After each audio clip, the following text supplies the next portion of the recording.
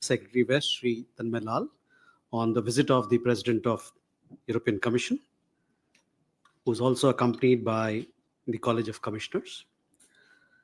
We have with us on the dais, accompanying Secretary West, Ambassador of India to the European Union, Belgium and Luxembourg, Sri Saurabh Kumar. We also joined by Additional Secretary Europe West in the Ministry of External Affairs, Sri Piyush Srivastava. With that, I give the floor over to Secretary West for his initial remarks. Sir, the floor is yours. Thank you. Well, the President of the European Commission, Her Excellency Ursula von der Leyen, accompanied by the College of Commissioners, are on official visit to India, as you all know. The 22 of the commissioners are part of the EC delegation, and this is really an unprecedented and a landmark visit on many counts. This is one of the first such visits by the college in its new mandate, and the first which has been outside Europe, and their new mandate, of course, began in December 2024. This visit signals the high priority that is attached by both sides to the strategic partnership that we share. And the visit of the entire college also highlights the very extensive breadth of our partnership and engagement. President von der Leyen met Prime Minister Modi, and the two leaders held extensive discussions, including in the delegation level talks. In addition to these talks, there have been 20 individual ministerial meetings since yesterday, again, something very unprecedented, where the College of Commissioners have met their counterpart ministers. These other meetings have included meetings of the bilateral cluster, the three meetings of the ministerial level for the three working groups of the Trade and Technology Council and the Trade and Technology Council Ministerial itself. 20 cabinet ministers and ministers of state from India also participated in the delegation level talks today. The themes covered in these bilateral ministerial engagements, in addition to the trade and FTA and digital green technologies to supply chains under the TTC, some of the other themes that were discussed were ranging from finance to renewable energy to environment, research and innovation to skilling and education, space to defense, connectivity and mobility, sustainable urbanization to water to fisheries, women empowerment to youth. So this really gives an idea of how extensive and broad-ranging the discussions were held at ministerial level. And this explains the breadth of our strategic partnership that we share. I would like to share some of the program elements briefly. Yesterday, upon arrival, President von der Leyen was received at the airport by Honorable Minister of State for Health and Family Welfare, Srimati Anupriya Patel, and was accorded a ceremonial reception and a cultural welcome. Thereafter, she visited Rajghat to pay tributes to Mahatma Gandhi. External Affairs Minister had called on the President von der Leyen last evening. Today, the plenary meetings were followed by a banquet lunch hosted by the Prime Minister in honor of President von der Leyen and the College of Commissioners. And later this evening, the Confederation of Indian Industry, CII, will host a business event with leaders of industry, and they will also host a dinner for the delegation. Earlier today, the President von der Leyen, she experienced the digital payment transaction, UPI, at one of the venues. And the College of Commissioners also traveled by the hydrogen bus to the venue. These two areas, of course, digital transformation and green energy transition, are areas where India is developing our capabilities very quickly. And also these are areas, some of the key areas where India and EU are collaborating very closely. Among the outcomes, there has been a leader's statement, which will be, I understand, will be issued shortly. It highlights the important context of the visit and the significance, and also the guidance that has been provided by the leaders to their teams to take the strategic partnership forward in very, very substantial ways.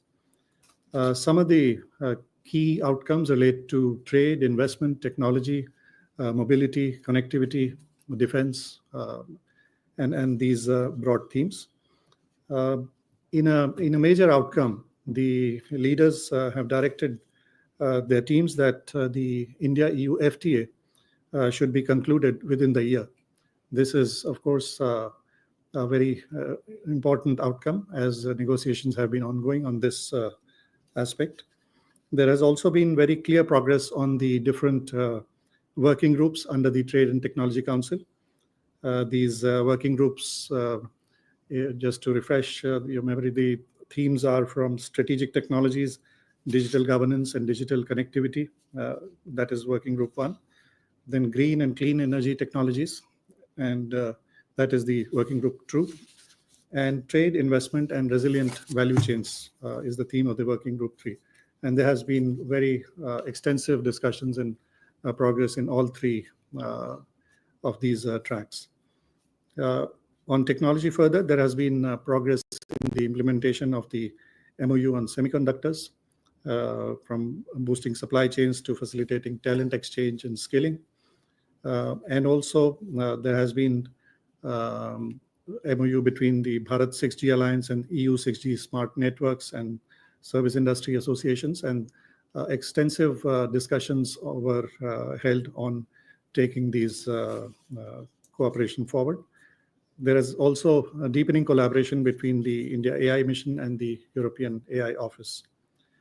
On clean and green energy, there is joint funding been announced of 60 million euros for research projects ranging from electric vehicles to plastics, marine plastics, and also to projects on waste to energy, especially to green hydrogen.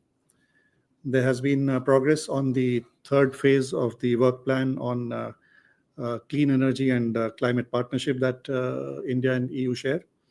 And India-EU Green Hydrogen Forum will be held. And India-EU Business Summit on offshore wind energy is also planned.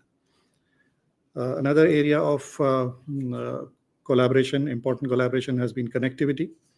And in that sphere, both sides discussed the significance of the IMEC connectivity initiative and various ways to take this forward.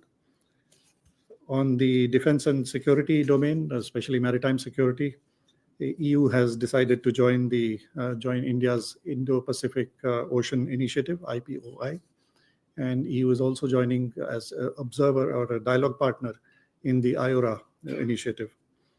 There was also discussions and cooperation on improving maritime domain awareness, especially the cooperation between fusion centers in terms of sharing information. Similar cooperation was discussed between the Indian Navy and the Operation Aspides of European Union. There was also discussion on how India could join projects under the EU's Permanent Structured Cooperation, which is called the PESCO, EU's Security and Defense Program. It was also decided to hold focused discussions on defense industrial partnerships going forward. And India-EU Space Dialogue will be launched soon. And both sides also decided to pursue trilateral cooperation projects, both in Africa and also in the Indo-Pacific region. This area has been another important area of collaboration, since both India and EU have extensive development partnership program across various geographies. And both sides have now decided to pursue such cooperation projects. The leaders' statement and the Trade and Technology Council joint statement will be shared with you. I would like to add some more on the recent interactions that have been held between the two sides, and some of the background information relating to the extent of our partnership. Among the recent interactions, of course, last Friday, External Affairs Minister had met the EU High Representative for Foreign Affairs, HRVP, Ms. Kaya Kalas, in Johannesburg on the sidelines of the G20 Foreign Ministers meeting.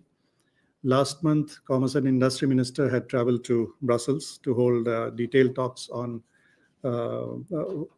talks with the EU Trade Commissioner, Maros Sefcovic, who was also part of the college visiting currently. Prime Minister Modi and President von der Leyen have met 7 times earlier, both in terms of bilateral settings, but also multilateral settings, for example, G7 and G20 meetings. This was the 3rd visit of President von der Leyen to India as the EC president. Her previous visits were in September 2023 during the G20 summit, and earlier in April 2022 in a standalone bilateral visit.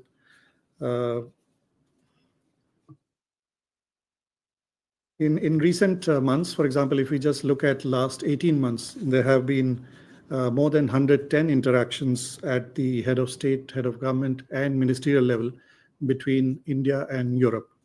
This is a very, very substantial number, of course, and it shows the extent of the intensifying and diversifying engagement between India and countries and regions of Europe and member states of the EU. Between India and EU, there are 30 bilateral institutional dialogue mechanisms which meet regularly at the senior official level. Our strategic partnership is completing 20 years. It was started in 2004, and now the two sides, the two leaders, have decided to accelerate and elevate this partnership further. The trade, technology, talent, innovation, investment, green transition, defense production, security, and resilient supply chains are some of the key areas of our strategic partnership. India's largest trading partner in goods is the European Union. The trade in goods has nearly doubled over the last decade to reach a figure of US $135 billion. And the figure has grown 3 times over the past 2 decades. Trade in services stands at around $53 billion. EU is a major investment partner for India.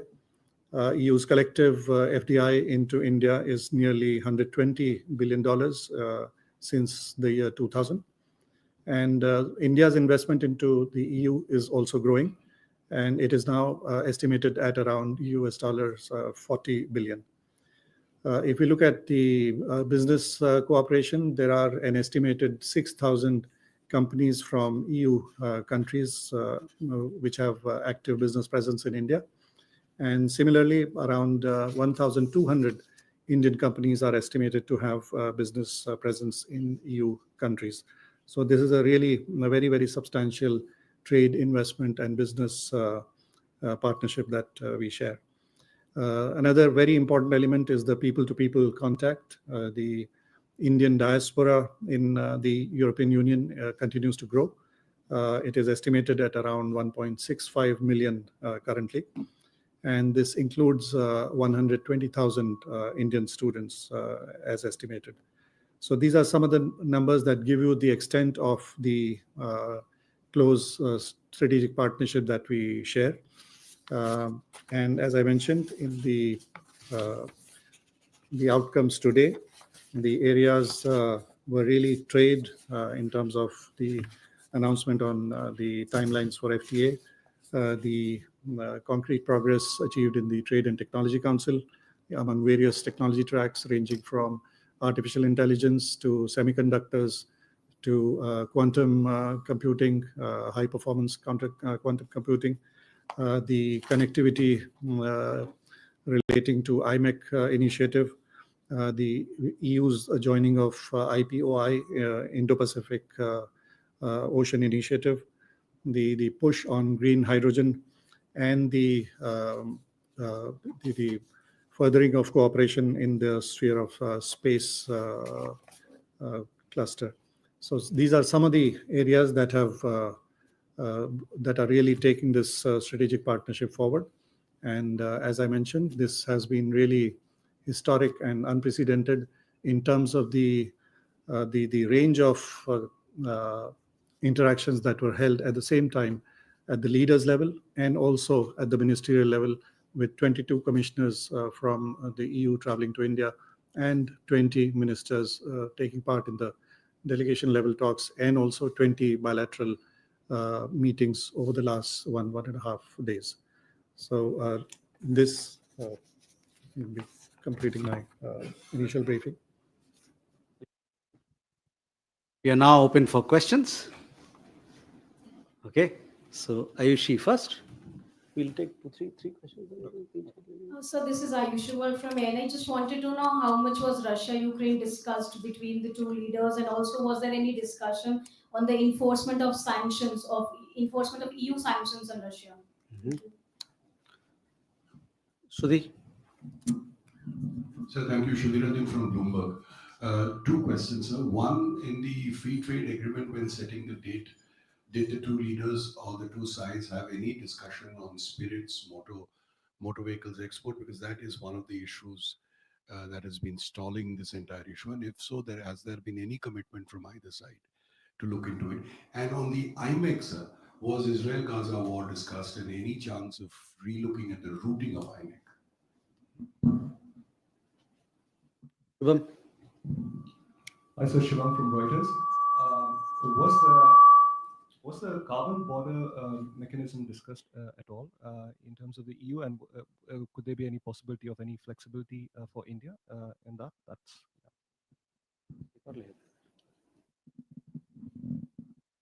Elena, you had a question? Yes, good afternoon. Elena, TASS News Agency.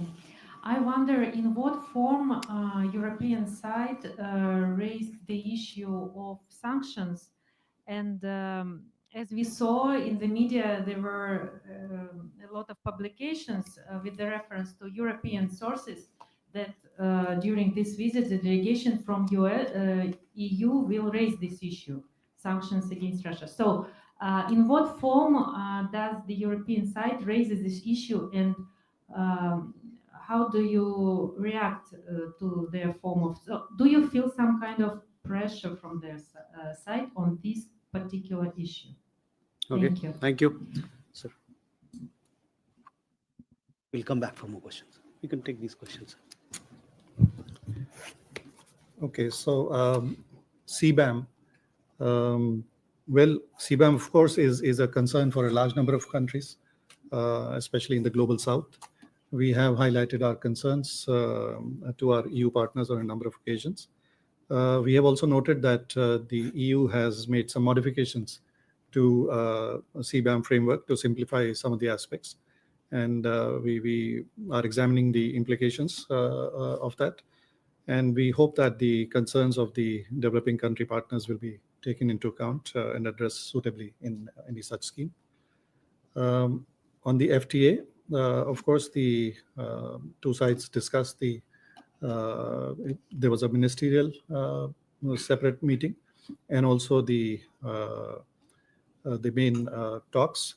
The emphasis was on how to get the FTA done quickly, and there was a clear political commitment and agreement to do it quickly. And that is also reflected in the direction that were given by the leaders to the two sides. On IMEC, yes, IMEC, both sides strong interest in pursuing the project, which will bring together the India and Europe in a major connectivity route. And the discussion was how to take this forward, despite the problems that may be being faced at the moment. There is also progress going on in different aspects of IMEC at the same time. In any meeting of global leaders, the issues of international global interests of mutual concern and mutual interest are discussed. And relating to the issue, your question about sanctions, no, that was not discussed. Okay. Siddhant. Hi, so Siddhant from Beyond. How much was the issue of cross-border terrorism that basically means terrorism from Pakistan we discussed, because earlier today at an address in Delhi she mentioned about that. And second question, how much the focus or emphasis was on China during the talks? Rishikesh? Sir, Rishikesh from PTI. So, was there any discussion held on threat posed by Chinese equipment, uh, and is there any consensus on how India and EU can reduce the dependency on Chinese products, especially as President has mentioned that we should promote the dependable supply chain. Ram Prakash? Sir Brahma Prakash Dubey news India से। मेरा सवाल है कि visa को लेकर जो discussion हुआ है भारत और ईयू के बीच, वो किस तरह का डिस्कशन हुआ है, किस तरह का बेनिफिट होगा, क्योंकि स्टूडेंट्स को बहुत सारी परेशानी जाती है अभी खासतौर से यूरोपियन कंट्रीज में वीजा लेने के लिए। Thank you. Keshav?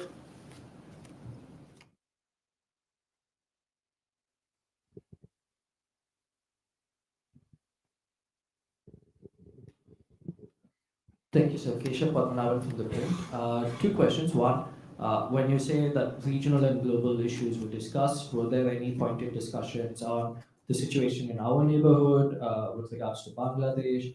Was any of this raised at the political level with the European Union? And secondly, when we talk about the free trade agreement, we've heard a lot about the EU's concerns, wine, spirits, automobiles. Can you give us a sense of what are India's concerns when it comes to tariffs, especially the EU's protectionism with regards to its own agricultural market? So can you sort of give us a sense of what India's issues with EU's FTA, with this FTA is? Thank you. Rishabh? Hello. Good evening, Secretary. Rishab from Times. So just a related question. A senior EU official has mentioned that without agreement on cars, wines, and spirits, an FTA is very unlikely. So they are pushing for tariff cut on import of car, wines, and spirit. So are we ready to accommodate it? And where is the negotiation right now? Because this has been a constant message coming in from Brussels that India needs to cut tariff on these issues. A and B, so, as Siddhant asked, on cross-border terrorism, there have been a lot of discussion between India and EU on terrorism. Was there any concrete thing, given that we are also talking about a roadmap from 2025? Thank you. I think several questions on FTA.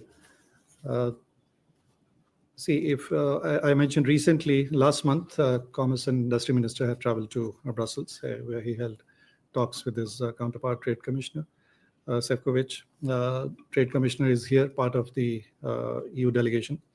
The next round of the talks are also due soon. There is extensive and very intense negotiation going on, and the political direction is clear. Now, I would not like to go into the details on individual products. That is for the negotiators to resolve. But both sides have agreed that this is an important FTA. It has to be done quickly, and it has to be done in a balanced and a mutually beneficial and equitable manner. The question on visas. There are regular discussions on visa and consular issues between India and EU. This was also discussed during this visit. Last year, the EU had announced a Schengen cascade visa scheme that is aimed at facilitating longer-term visas for frequent travelers from India. And separately, India and EU member states have also been discussing what are known as the mobility and migration agreements to facilitate the growing legal pathways for our professionals, skilled workers who are increasingly in demand in EU countries, and also students. So many of these things are already being done. India and EU also has a separate mechanism. I mean, not only the individual countries, but India and EU, which is called the CAMM. And there again, many of these issues are taken up. There is a clear agreement that this is a mutually beneficial area, and we must try and explore ways where trained talent can find a facilitated pathway from India to Europe because of the requirements and how the European technology and Indian talent can match each other. So there have been very positive discussions on this sector. And you may know that mobility partnership agreements have India and some of the countries in the EU have already signed up. We have done agreements with Germany, France, Italy, Portugal, Austria, and Denmark, who are among the EU members. So this is a very active area of discussion and cooperation going forward. India is also the largest recipient of their Blue Card scheme and the scholarships, for example, under the Erasmus framework.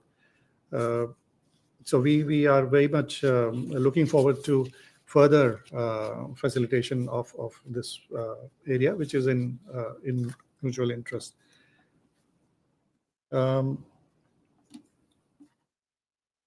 The supply chains and the resilient supply chains has been a very important area of discussion between India and the European Union. And as I mentioned, the Working Group 3 from the Trade and Technology Council actually focuses on these aspects. So yes, the resilience, how to make the supply chains resilient, what will it imply for various technology sectors, manufacturing sectors in different areas, engineering, defense, so many other aspects was discussed and is being taken forward very, very strongly by both sides. Yes, terrorism was discussed. It is an important area when we discuss the security issues, and they form an important aspect of our discussions. Both sides are very conscious of the need for deepening cooperation in controlling and combating terrorism, including its financing. And they collaborate at various platforms, individually and in a multilateral context, to take this cooperation forward. I think I have covered the questions. Yeah. We'll take some more questions. So John there. Thank you. John Reed from the FT. Ms. von der Leyen spoke about setting a deadline by both sides of concluding the FTA by the end of this year. Can you confirm that that's indeed India's goal as well? And if so, is that a realistic goal, given all the issues that divide the two sides? Many of the member countries in the EU, is India also discussing such issues with the individual countries in the EU to make this faster and happen? And lastly, sir, India-UK FTA is said to be much easier to sign than the India-EU, and that has also not happened for so long, sir. Is there any progress on that? Is it really happening soon also? Mm-hmm. You have a question right behind. Yeah. Alexander Vesuk, Российская газета, Russia. I was wondering, has the Ukrainian conflict come up during the negotiations, specifically in the context of US-Russian negotiations that had taken place recently? And secondly, if I may, since US President Donald Trump has threatened both India and EU with new tariffs, has the issue of US approach towards global trade been discussed? Thank you. First question there, Abir. Sir, this is Ubir from the Tribune. Sir, my question is, you said that this delegation from Europe traveled in this hydrogen bus. Can you please elaborate what was the idea behind it? Sure. Okay, so regarding the hydrogen bus, of course,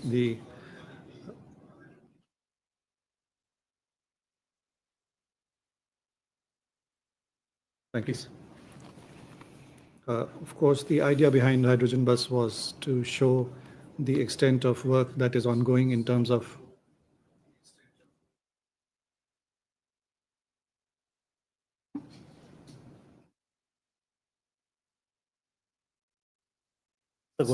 renewable energy and green technologies, green transition is very much part of India's priorities. We have set very ambitious renewable energy targets, and green hydrogen will form a very important sector in our pathway towards those targets.